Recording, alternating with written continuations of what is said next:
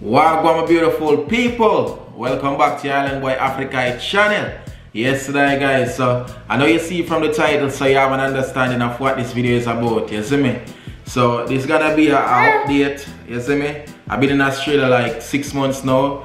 You see it? So I'm gonna give you guys a rundown of my experience, and you know, also compares to Jamaica and things like that. And yeah, just some things that, you know, off camera that you guys don't know about and things like that.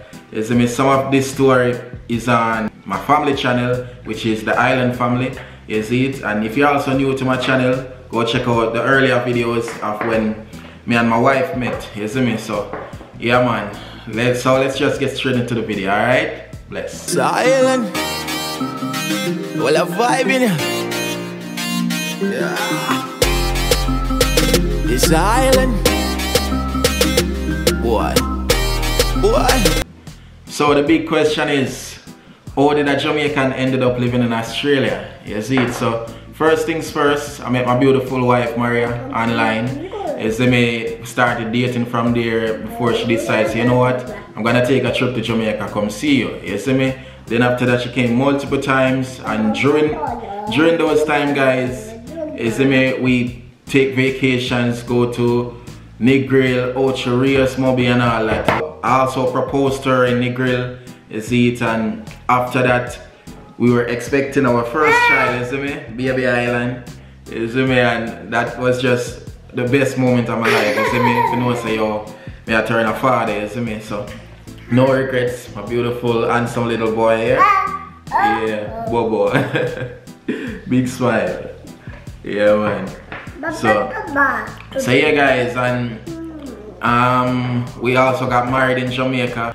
You know, so during all of that, guys, you know, COVID come into play, you know, and borders start closing and all that, and we still weren't together yet, you see it, and we were trying to get paperwork sorted and all that, and yeah, things was difficult, but eventually, you see me, I got through, even though at the airport I got declined and all type of things. You know, those stories will be on my family channel, so make sure to check out the family channel for all those videos in more details, you see me.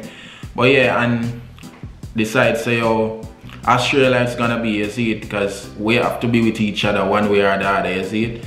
And Jamaica wasn't our best option, so we decided say, you know what, I'm gonna be coming to Australia, you see it. And that's what happened, guys. And yeah, reunited with my family, and quarantine was probably my worst experience in Australia overall, you know. And quarantine, I would say, was my worst experience in Australia. Make me feel like, oh, what is gonna be like, you see me. Quarantine food was horrible, guys, you see me. The best time I had something to eat was when my wife, you know, would order food for me, and you know, they would deliver it to my hotel room and things like that. And big up to also Ryan for help out in that situation too, you see me? Another Jamaican brother, you see me? So yeah, man, yeah, and I was thinking that's so Australian food taste, which, no, that wasn't the case, you see me? Because after coming out of quarantine, you see me, I had way better food. And also with the Jamaican food, I can find a lot of Jamaican products here as well. Not everything, but you see me, some of the stuff like the ackee and all that, you know, it's gonna be in a can, you see me. But I find a lot of stuff out here. Also, I don't find yam yet, but green banana, and you see me, find dasheen, and you see breadfruit, which frozen breadfruit will come from the Pacific Islands and things like that, you see me. But yeah, man, can find some Jamaican products. There's also a lady that run a Jamaican store, online store, which we get, you know, saltfish, we get with Jamaican season and all them things there. So not really short of that, yeah, man. So yeah, that. So the next thing in Australia, guys, the weather. Weather in Australia compares to Jamaica, guys. As I was saying in our video recently on my family channel about the weather, guys, Jamaica used to complain about the sun in Jamaica. Now being in Australia is a different ball game. You see me, even Nate, which is another Jamaican, told me as well that the sun is no joke, which babes tell me you know, before coming here and experiencing it for myself. Yeah, it's really, it penetrates on your skin more. Let me tell you that. Quickly you can get sunburn, like quickly, like how me have on this right now. By the time going out sun with 3-4 minutes, you start to print already, you see me? So yeah, the sun is extreme, and then the ocean gets really cold, you see me? There's been times where I go to the ocean and it's not too bad, you see it, but overall most of the time it's always cold. And when I just arrived here, I was really cold as well. I think that was it spring? I don't remember exactly when I came, which was it, you see me? But when I came, it was cold for me. And now this is summer in Australia and it's really hot, you see it? So yeah, just have to protect yourself, protect your skin, because you know, skin cancer, it's dangerous. Yeah, it's not a joke.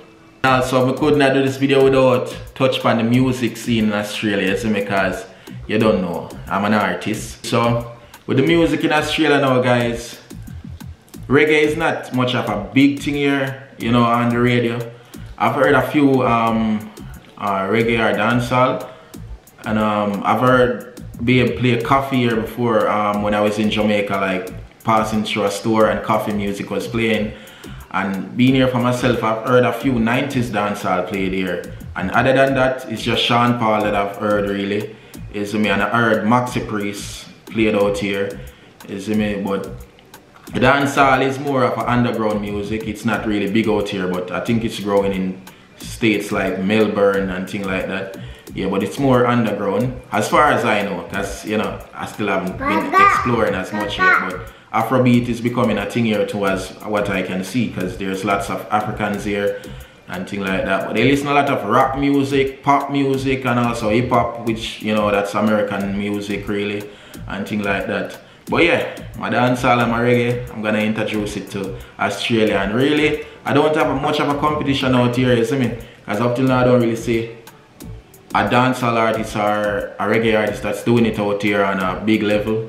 And I'm gonna take over that scene, I promise you that. So the next topic that I wanna touch on, guys, is Jamaica versus Australia, which many of you would say there's no comparison because, you know, Jamaica is a third world country, right? Which is true. I just wanna tell you guys some things that I've seen or experienced, you see me? So yeah, the first thing I would say is the beeping thing in Australia, like the car beeping everywhere you go, like, you know, like you be in Jamaica, especially in the town areas, you'd get the taxi drivers, they be going crazy and all that. Here you don't hear that. Like, you have to have a reason to be beeping, you see me? And you can also get a fine for doing that too. Like, yeah, so yeah, it's more as what I always used to hear Jamaicans say when I was younger, and I hear like people that travel to America and all those places, they'll be like, you know, Jamaica has so much more freedom, which is true. You know, there's so much things that you can get away with in Jamaica that you cannot get away with in these countries, you see it? So yeah, the beeping thing, you cannot do that, like unnecessary beeping. And yeah, and people also follow the road rules a lot here. You know, if it say it's a 40-mile zone, you have to go 40, you see it? So yeah, people do follow the rules, you know. I mean, you have people that break the law, but yeah man. So and another thing that I've noticed, guys, which, you know, it might just look simple, but here, guys, literally a garbage truck, from what I've seen, only one person work on a garbage truck, and literally they don't even touch the rubbish. Literally, you put your bins out and the truck come and machine does everything. You don't have to come out of your vehicle at all. Like in Jamaica, you have like 2-3 person on a garbage truck to take up the rubbish. Here it's much more organized, and then again, you know, obviously it's a first world country, so you know, they're more advanced with everything. But yeah, it just was an eye-opener to see that. And the garbage bins are more organized in terms of, you know, plastic going one bin, cardboard going one bin. So it's a lot more organized, guys, you see it? So yeah man, I've noticed that. And also another thing, guys, that you will also be surprised if you didn't know, there's a barefoot culture in Australia. you can look it up on the internet. Literally, there's a lot of people. You would go into the shopping malls, the supermarket, everywhere, and you'll see some people barefoot, whether it be raining or sunshine. You see those people barefoot, kids barefoot, and when you look under their foot bottom, it's super black. And yeah, be able to tell me, like, lots of people here, it's like it doesn't matter to them. You have all the people that you call a hippie, and yeah, they don't do a lot of things. They kind of like the Rasta kind of culture, you see. And but yeah, the barefoot thing it's a thing here. Some people don't wear shoes or slippers. Yeah, they be walking up. In Jamaica, we'd probably say that person is homeless, or you know, something is wrong with him, because normally it's not a thing to see people walking up and down barefoot, especially even a female. You know what I mean? Like, you don't see that normal. Like a couple walking and they be barefoot walking everywhere like normal. It's crazy, guys, and I find that still to be very weird, isn't it? Very strange. So the next thing is warning. People have warned me about two things mainly about Australia. One, wildlife. Second, racism. So the first one, I would say the wildlife here. You know, they warn me about crocodiles. People have warned me about snakes and all of those things. And so where I live, guys, in our region or territory or whatever you call it, state, there's no crocodiles here, you know. And these information are on the internet, so you know exactly where these things are living and all of that. And you don't have saltwater crocodiles or whatever here in Casino, or let's say I think the whole New South Wales, you see it. So yeah, and snake, up till now I haven't encountered a real snake yet, you see it. So yeah, babe, I've done a prank on me with a fake snake which caught me off guard, you see me. So you can check out that on Babe's channel, which is Chills with Latina. Her link will be down in the description as well, you see me. So you can check out her channel. Yeah, so up till now I haven't experienced or seen a snake yet. You see it, a real snake. We have been to zoo or see like the brown snake and all of those, which are like the most dangerous snakes in Australia that can kill you and all that, you see me. So I haven't encountered that yet. And also shark. I haven't seen a shark yet, you see me, because I haven't been doing extreme diving or anything like that. So I haven't seen that other than going to the water park thing in Sydney, whatever they call it, the aquarium, Sydney Sea Life, yeah. So yeah, I haven't encountered the real thing them yet in the wild yet, you see me. So I take my caution still, you see me, but I don't like to see them just to know, so yo, I saw them look, you see me, in a real life. The next one is racism, which, you know, lots of people been warning me about. Oh, don't go to Australia, especially YouTube. The people who I'm really talking about mainly, these are people from YouTube, right? So it's not like my family members or whatever is telling me don't go.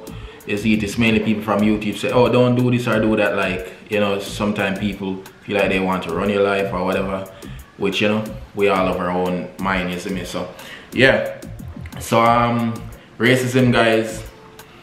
Coming here, you know, I had that in the back of my head, you know, to expect that.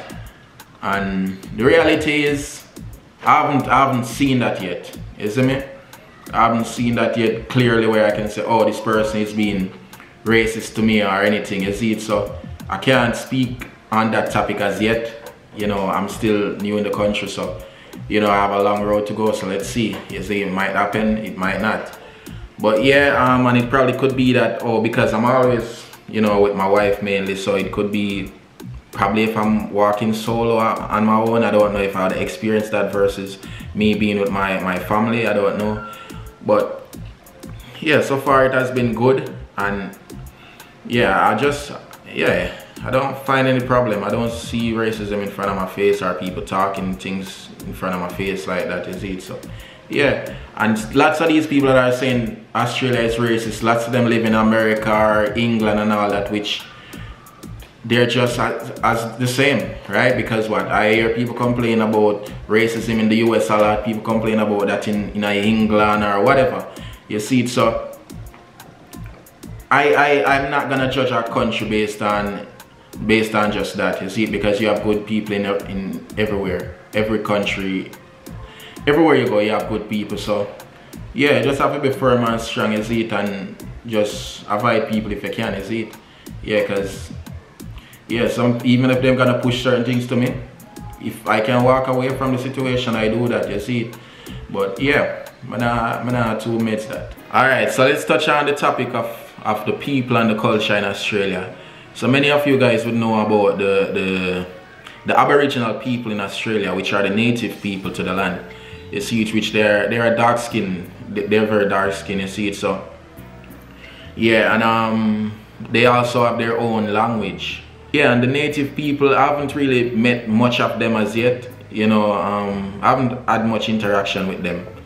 Yeah, but it would be great to really get to know them, because I would have loved to do like a video with, you know, a day in the life of an Aboriginal or something. You know, the Aboriginals, they also have their sacred land and all that, you know.